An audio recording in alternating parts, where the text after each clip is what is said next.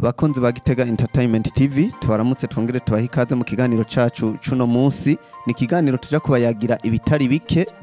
muri Primus Ligue, na cane cane ko musanzwe muzi ihiganwa rikuru rizotangura ku munsi wa gatanu. Twaja kurabira hamwe rero kungene imigwi imwe yiteguye, turabe n'amahigwe y'abana bariya mu ihiganwa buca ritangura. Twaza kurangiriza ikiganiro cacu ku mugabane wa Buraya, aho tuza kubabwira zimwe mu nkino zabaye muri ya mihiganwa atanu akomakomeye kw'isi.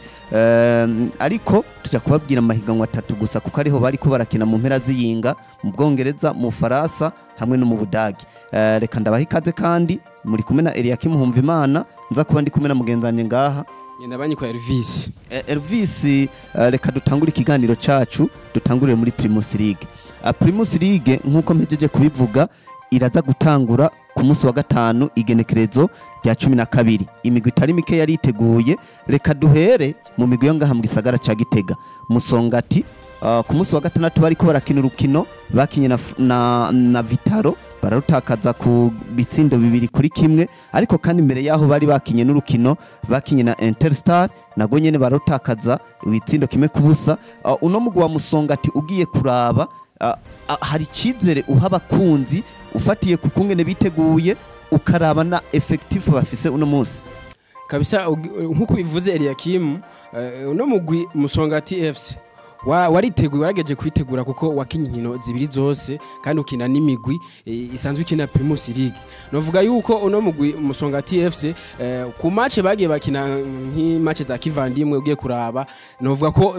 zitabagendekeye neza kuko uravye urukino rwa mbere bakinye na Interstar batsindirwa ngaho ku kibuga Stade Ingoma igitsindo 1-0. Ugiye kuraba ino Musongati ino precision novuga ko itayihiriye kuko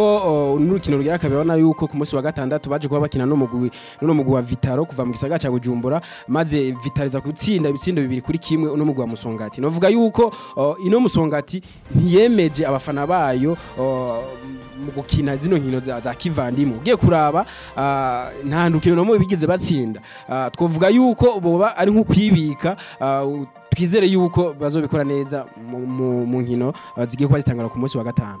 Bakeba babo Flambeau du Centre nabo bari bakubitiye mu gisagara ca hariya ca Muyinga, aho bari ko barakina na Olympic Star, urukino bararutsinze. Ariko kandi imbere yaho bari bakinye inkino, bakinye na Academy Express,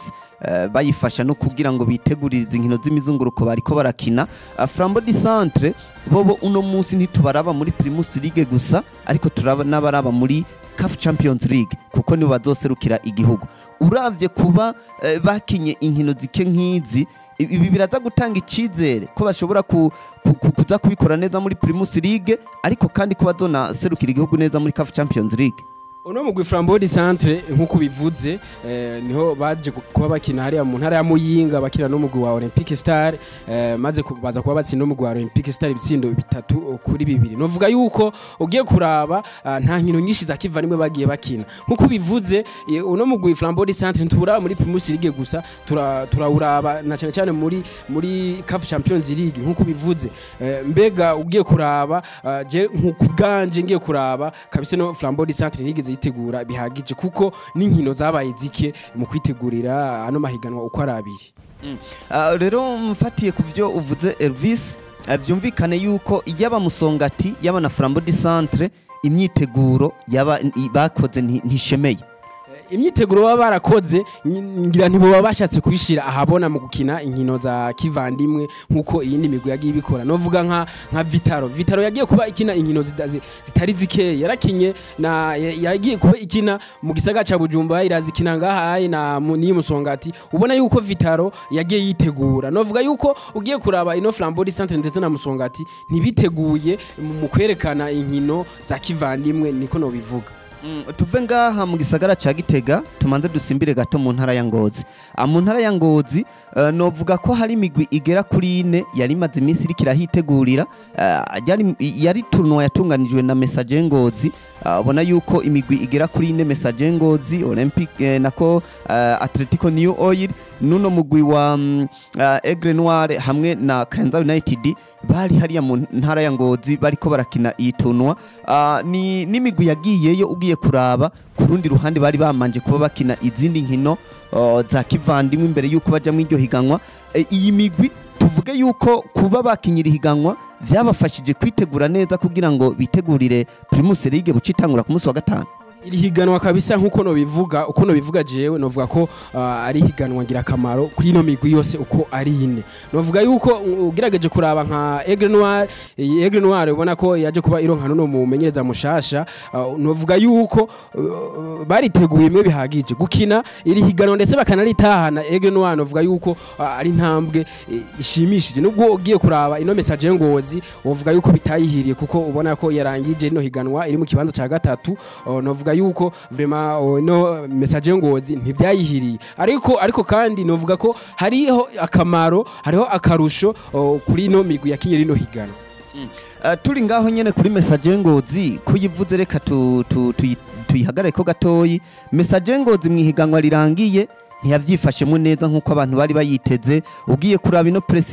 precision bateguye kano gatunwa ukungene vyagenze ukaraba urabona yuko ni wa mugwi nawe nyine udatanga icizere ku bakunzi bawo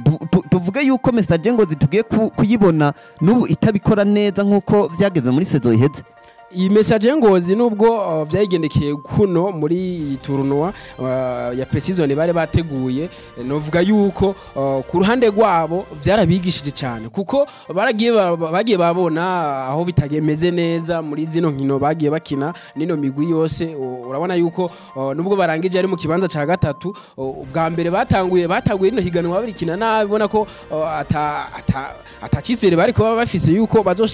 bazotwara kino kibanza ca gatatu bavuga bati ino Messager Ngozi ishobora kuba ni yanyuma muri no tunwa ariko siko vyagiye biragera novuga yuko ino Messager Ngozi ishobora kuziga igatangaza abantu muri no Primus League igiye kubitangura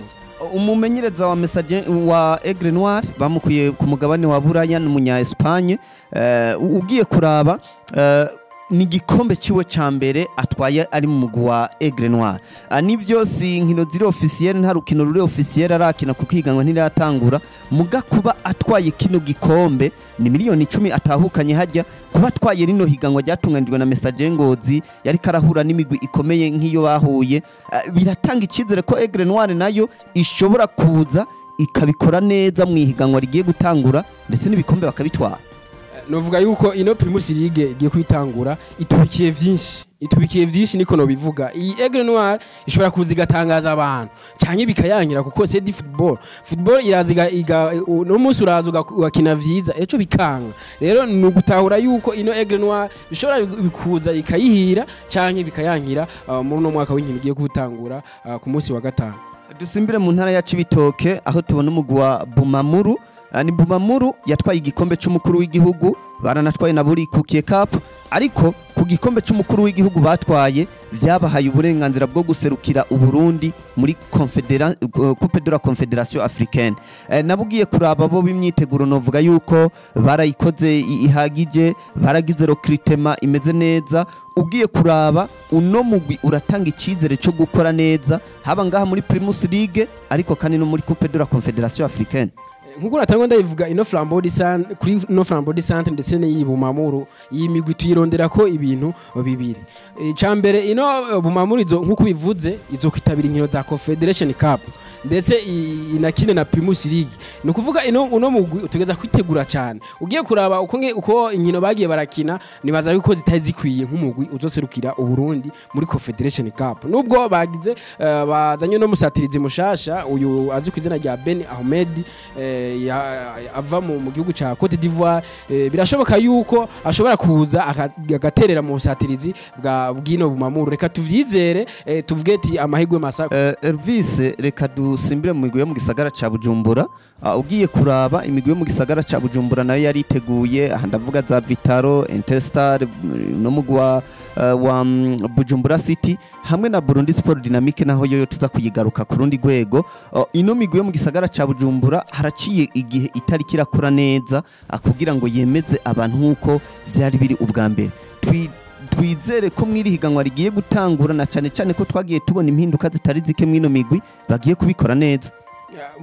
Ugiye kuraba ino migwi yo mu gisagara ca Bujumbura ubuhora Interstar yiyongereyeko yavuye mu cicaro ca kabiri kandi ugiye kuraba ino Vitaro na Interstar ni migwi ubona ko yamyihangana cyane mu gisagara ca Bujumbura ubuhora rero bigiye kuba ibindi bindi novuga yuko ugiye kuraba Vitaro yariteguye kabisa mwibihagije ndetse na Interstar ivuye mu cicaro ca kabiri Vitaro kubuzi gasinda no mugwi wa Musongati FC ku kibuga ca Ingoma imbere y'abafana ba Musongati ikayitsinda ibitsindo bibiri kuri kimwe novuga yuko ari ibintu ni ibintu ubona yuko vyerekana ko iyi Vitaro yaje kuba yitegura neza kurundi ruhande iyi Interstar nayo ne yariteguye nayo ne yaje tsinda ino Musongati FC igitsindo kimwe kubusa novuga yuko ahubwo umugwi Musongati FC ugiye kuba ugira migwa niko no bivuga novuga rero muri rusangi ino migwi mu gisagara ca Bujumbura tuyitege cyane muri no Primus League. Tuje ku migwi ibiri jewe nshira mu rwego rumwe ndavuga Top Junior no mugwi wa Burundi Sport Dynamique ugiye kuraba imyiteguro yabo ni imyiteguro novuga yuko idashemeye ugereranije n'iyindi migwi hanyuma kandi ni n'imigwi yagurishije cyane ariko tutagiye tubona nabo urokritema bagize uko ziba zimeze ugiye kuraba nka Top Junior ya sohoye abakinyi benshi cyane ariko kandi na Burundi Sport Dynamique urabona yuko bayikuyemwe abakinyi benshi ino migwi novuga ko ni migwi yagiye kurangiza ihiganwa imeze neza cyane kuko ugiye kuraba mu ihiganwa riheze uraje gusanga Top Junior yarakoze neza cyane kandi ari umugwi wari ukiduga mu cicaro ca mbere ariko kandi na Burundi Sport Dynamique yagiye itangaza abatari bake mu ihiganwa riheze tuvuge yuko ino migwi turavye kungene yigenjeje yo bigiye gusubira inyuma mu ihiganwa rigiye gutangura canke bagiye kubandanya batangaza abantu nkuko babikoze muri saison iheruka. Nkuko bivuze Top Junior yasohoye abakinyi benshi cyane ariko ntitwigeze tubona amazina mashasha yinjira muri uwo mugwi ugiye kuraba nkuko bivuze mu mwaka uheze baragirageje bavitwara mu neza ariko ugiye kuraba biharuro ko bigaragara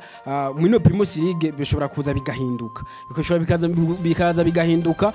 uno mugwi Top Junior ntibatangare babonye bigiye bihinduka ugasanga ivyakoze mu mwaka uheze bitandukanye n'ivyigiye gukora uno mwaka novuga yuko nino Burundi Sport Dynamique nayone ivyayo biragoye kuko ugiye kuraba nta nkino nyinshi bigeze bakina zerekana ko biteguye neza nta womenya uko bigiye kuba bibandanya reka tuvuge duti turindire turabe aho bizoherera.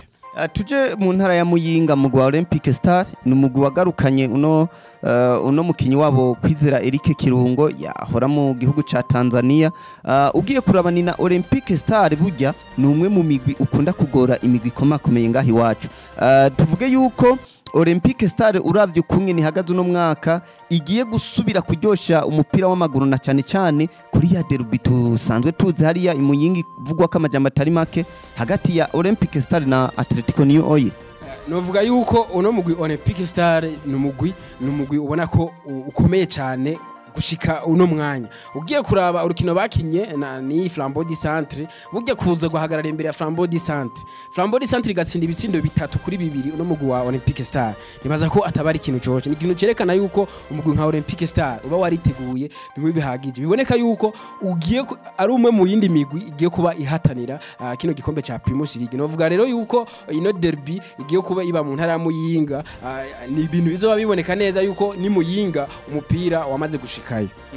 Turangirize ngaha muri Primus League tuvuga ko ino migwi itatu yaduze icicaro iva mu cicaro ca kabiri duga mu cicaro ca mbere ndavuga Interstars ndavuga uno mugwi wa Magara Young Boys ariko kandi nuno mugwi wa Tigre Noir Warriors ni migwi ugiye kuraba novuga yuko bariteguye uravye ukungene biteguye ku mugwi umwe Tigre Noir yo yurazi yuko yaheruka no muri Tanzania mu higanwa rya Cambiaso Tournament ariko kandi bari banakinye n'inkino za kivandimwe ngaha Interstars niko kuko ndetse na Magara Young Boys nabo nyene niko kuko ino migwi tuyitege ko iki mu cicaro ca mbere uno mwaka na cyane cyane ko dusanzwe tumenyereye ko imigwi ijiva mu cicaro ca kabiri keshi iraza ikamara sezo imwe mu cicaro ca mbere ikakisura mu cicaro ca kabiri ino migwi uravye kungene biteguye tuvuge yuko ishobora kuza igatangaza abantu nkuko bivuze jewe uko no bivuga ino migwi yose uko yavuye mu cicaro ca kabiri novuga yuko ari baje kuba batwereka umupira uko bimeze mere ku mugwi nka Interstar kuva mu gisagara ca Bujumbura numugwi ubona yuko wariteguye kabisa kuza mu ntara ya Gitega ugasina Musongati igitsindo kimwe kubusa ni ikintu cerekana yuko umugwi uba wariteguye kuza buryo ugatsinda umugwi usanzwe ukina Primus League ukawutsinda n'imbere y'abafana bayo ni ibintu biba biboneka yuko witeguye ku rundi ruhande baje kuba bahagarara imbere ya Vitaro urabona ko ari urukino ruba rurabwa n'abantu benshi mu gisagara ca Bujumbura abari derby ikomeye cyane baraza bahagarara imbere ya Vitaro Vitariza gutsinda ibitsindo bibiri kuri kimwe ca Interstar ariko ntivyari vyoroshe ugiye kuraba ukungene bavyitwayemo ku rundi ruhande nka Magarang Boys iyi Magarang Boys muravyibuka n'umugwi watsinze iyi Garage Express kuva mu ntara ya Gitega maze ibona kuduga iyi Magarang Boys nkuko izoba yakirira mu gisagara ca Bujumbura novuga yuko nawe n'umugwi uboneka ko witeguye kuza ukanganya n'umugwi nka Bujumbura City umugwi usanzwe umenyereye Primus League ukanganya ibitsindo bibiri ku bindi ni kimwe mu bintu vyerekana yuko uba wariteguye uba witeguye nawe guhanganira igikombe ca Primus League kuri Tigre Noir novuga yuko iyi Tigre Noir yariteguye bimwe biboneka kugenda mu gihugu ca Tanzania nkuko wabivuze bagakina ziriya nkino za Cambiaso Tournament bagakina ukabona yuko bavyitwayemo neza musanzwe nubwo batashoboye kuba batahukana ikibanza ciza biraboneka yuko baba bariteguye ni nkino zibaha icigwa cyane mu kwitegurira ihiganwa ryabo ugiye kuraba imigwi bari kumwe za KCCA kuva mu gihugu cy'u Buganda ugahagarara imbere ya za Montpellier ni ibintu biba biboneka yuko uba wariteguye nubwo abari abana bakiri batoyi batarenze imyaka 20 bajya abana nyene nibo baza bagatunganya umugwi neza ugasanga ibintu bimeze neza ni ikintu rero kimwe kigaragaza yuko iyi migwi ivuye mu cicaro ca kabiri bashobora kuza bakabikora neza nivyo rero muri Primus League tubahisango ku munsi wa gatanu ni higanwa rizotangura aho tuzobona imigwi twagiye tubabwira ikorokera mu kibuga bagenda babikora neza cyane tuzogenda tubabwira higanwa ryamara gutangura Elvis reka dusimbire ku mugabane wa Buraya turabe imwe mu migwi ikina muri ya mahiganwa atanakomakomeye hariya ku mugabane wa Buraya ariko turaza kuvuga amahiganwa 3 gusa kuko ni yari karakinwa mu mpera z'iyinga reka duhere mu gihugu cy'Ubwongereza umugwi watangaje abantu ni Liverpool yanganije na Fulham ibitsindo biri ku bindi Chelsea yari kiratsinda Everton igitsindo kimwe ku kindi ni mu gihe Tottenham Hotspur bo bariko barihaniza uno mugwi wa Southampton ibitsindo bine ku gitsindo kimwe ariko kandi ugiye kuraba ku munsi wejo uno mugwi wa Manchester United wariko uratsinda urabona yuko bari kubatsinda byoroshe ibitsindo bibiri hajya ari ibintu byiza cyane bafashijwe n'uno musatirizi wabo Erling Haaland uno mukinyi batsinda umugwi wa West Ham mwe mu migwi ikomeye cyane Erling Haaland avuga ati je namaze kubanshika ngaha ariko tubibutsa kandi yuko ku munsi wa gatanu uno mugwi wa Arsenal wari watsinze Crystal Palace ibitsindo bibiri ku busa ni mu gihe Manchester United yoyo ntiyari kiroroherezwa na Brighton and Hove Albion ku munsi wejo ibitsindo bibiri kuri kimwe nuko novuga mu migwi ikomakomeye hari mu gihugu cy'Ubwongereza byariko biragenda kabisa nkuko bivuze iyi Premier League ndetse na La Liga nako na Ligue 1 mu Faransa ndetse na Bundesliga ubona yuko mu mpera z'inondwi ubona yuko ariho inkino zagiye kuba zitangura umwaka wabo w'inkino novuga yuko ari ibintu byari bimeze neza ku mpande zose ubona ko hari imigwi imwe yaje kuba itangaza abantu benshi nohera nko kuvuga nka Arsenal n'umugwi muri pre-season wagiye uvyitwaramo neza ni umugwi nka Arsenal tubona yuko uza uhindura ishusho guza ugatsinda urukino rwa mbere ugatsinda ibitsindo bibiri ku busa ni ikintu cerekana yuko uba wariteguye ku rundi ruhande ni Manchester United ubona yuko itaje yemeza abafana bayo Manchester United nitubona ikibazo ifise uyu CR7 cyangwa Cristiano Ronaldo kuva hashakiye kuguma ava mu runo mugwi wa Manchester United ubona yuko bitanameze neza atanavyitwaramo na neza haba kuri bando touche ubona yuko bitaba bimeze neza n'abantu bagenda bavuga bati ahubwo CR7 ntarira busema ati uno mugwi nka Manchester United ntitubona kazoza kawo kuza ugatsindwa n'uno mugwi wa Brighton ibitsindo bibiri kuri kimwe ni ibintu biboneka yuko utaba wariteguye ku rundi ruhande nkuko bivuze uno mugwi wa Manchester City ubona ko avitwayemo neza uno musatirizi mushasha wabo Erling Haaland aza gutsinda ibitsindo bibiri ku busa abantu bagenda bavuga bati Erling Haaland canke machine y'ibitsindo muri Premier League irabonetse kabisa reka tuvuge duti reka turindire urukino rwa mbere ntushobora kutwereka yuko umukinyi ari mwiza canke ari mubi ashobora kuza bigahinduka ku rundi rukino rukurikira reka twigire mu gihugu cy'Ubudagi Bayern Munich yari kirabikora neza cyane ndetse Sadio Mane yinjiza igitsindo ciwe ca mbere haje ubona byari ibintu vyiza na Dortmund nayo nyene yariko iratsinda mu gihe Leipzig yo yari kiranganya anuko kwayo mahiganwa yari yatanguye mu mpera z'iyinga vyagenze mu mwindwi muri Espagne baraza gutangura ihiganwa ryabo reka turindire turabe ikiganiro cacu Elvis reka tukirangirize ngaha ndagushimira cyane ariko kandi tunashimira n'abadukurikiranye wibutse abakunzi bacu ahantu bashobora kudusanga kugira ngo ibiganiro byacu barabikurikirana byoroshe nuko ngo twama tubibabwira maze ko tubakunda cyane muduterere natwe mudufollowinge kuri YouTube ndetse na Facebook aho mudusanga kuri izo mbuga zose uko ari zibiri ivyumviro bya muri commentaire tuba tuvyiteze ko byinshi cyane bibi canke vyiza twebwe biraduhimbara bitwerekana yuko mudukurikira ku munsi nuko biba bimeze nuko rero ikiganiro cyacu tugirangirije ngaha mugira ibihe byiza.